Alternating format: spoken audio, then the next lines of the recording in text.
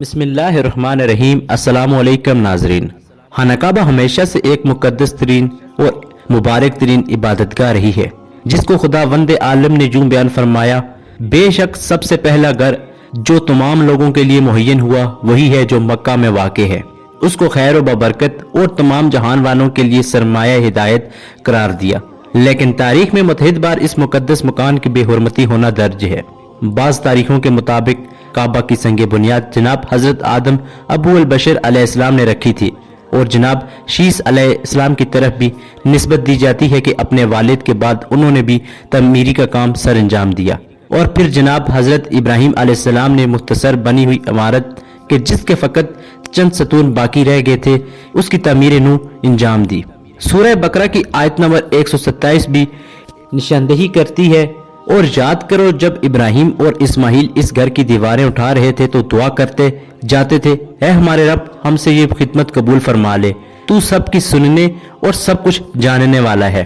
البتہ کئی مفسرین کا ماننا ہے کہ جناب حضرت ابراہیم علیہ السلام نے کعبہ کی تجدید یا مرمت نہیں کروائی بلکہ بنیاد رکھی ہے۔ سن 571 عیسوی میں یمن کے بادشاہ ابرا نے کعبہ پر حملہ کیا، اور اس کا مقصد کعبہ کا انہدام تھا۔ ابرا نے اپنے فیل سوار لشکر کے ساتھ کعبہ پر حملہ بول دیا۔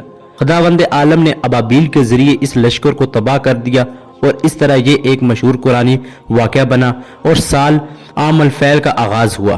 خانہ کعبہ کی تعمیر کے سلسلے میں مورخین لکھتے ہیں کہ قریش نے بعثت کے 5 سال بعد کعبہ کے ازسر نو تعمیر کی، یعنی جس کعبہ کی عمارت کی بنا حضرت ابراہیم علیہ السلام نے ڈالی تھی اس میں اساسی تبدیلی کی گئی۔ اس تعمیر کی وجہ آگ لگنا یا سیلاب کا آنا بتایا جاتا ہے۔ یہ تبدیلی کعبہ کی اونچائی میں اضافہ، طول میں کمی، مغربی دروازے کا بند کرنا اور مشرقی دروازے کی ارتفاع میں اضافے کی صورت میں رونما ہوئی۔ فتح مکہ کا واقعہ جو ہجرت 13 سال میں رونما ہوا، اپنی مثال آپ ہے جو تمام بادشاہوں اور لشکر کے لیے درس ہے۔ اس واقعے میں شہر بھی فتح ہوا اور لوگ بھی تسلیم ہوئے، لیکن خانہ کعبہ کی ذرا سی بے حرمتی نہ ہونے دی گئی، کیونکہ اس فتح کو مرسل اعظم رحمۃ اللہ تعالی محمد مصطفیٰ صلی اللہ علیہ وآلہ وسلم نے انجام دیا تھا، اور تنہا چیز جو توڑی گئی وہ خانہ کعبہ پر رکھے ہوئے بت تھے، اور یہ نیک کام مولا کائنات حضرت علی رضی اللہ تعالیٰ عنہ کے ہاتھوں ہوا۔ یزید کے کچھ سیاہ کارناموں میں سے 3 سر فہرست ہیں۔ سن 61 ہجری میں امام حسین علیہ السلام اور ان کے اہل بیت علیہ السلام کو شہید کیا۔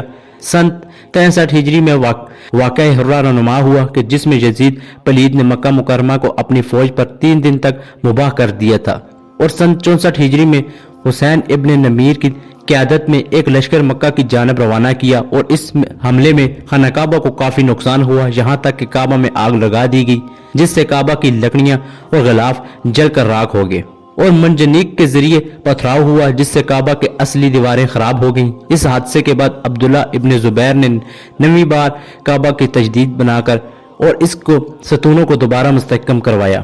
حجاج ابن یوسف نے سن 73 ہجری میں عبید اللہ ابن زبیر کی حکومت کا تختہ الٹنے کی غرض سے کعبہ پر حملہ کیا، اور ابن زبیر اور اس کے ساتھی استقامت نہ کر سکے، چنانچہ مکہ پر حجاج قابض ہوا، اور اس نے ابن زبیر کی لاش کو تختہ دار پر لٹکایا، اور بیت الحرم میں مسلمانوں کا قتل عام ہوا۔